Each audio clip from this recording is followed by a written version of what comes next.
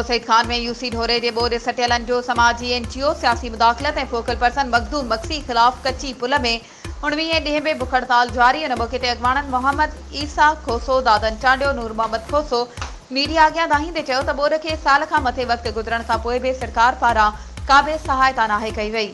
उन्हनि चयो त बोर्ड में असांजा घर तबाह थी विया, मवेशी मरी विया, इंसानी जानियूं ज़ाया थियण सां गॾोगॾु यूसी ढोरे में वरी तबाही थी आहे। हुननि इल्ज़ाम लॻाईंदे चयो त मुख़्तियारकार AC कुबो सईद खान ऐं फोकल पर्सन PP अॻवान मखदूम मक्सी हक़ीक़ी बोर्ड मुतासिरनि खे नज़रअंदाज करे पंहिंजे मनपसंद माण्हुनि खे सर्वे में शामिल करे करप्शन करे रहिया आहिनि। हुननि निगरान वज़ीर आला सिंध DC कंबर शिदातकोट खे नोटिस वठी जांच करण जो मुतालबो कयो आहे। वधीक ख़बरूं ऐं अपडेट्स जे लाइ असांजे चैनल खे सब्सक्राइब कयो ऐं हा, बेल आइकन खे प्रेस करण न विसारिजो त जीअं असांजी हर नई अचण वारी वीडियो तव्हां ताईं पहुची सघे।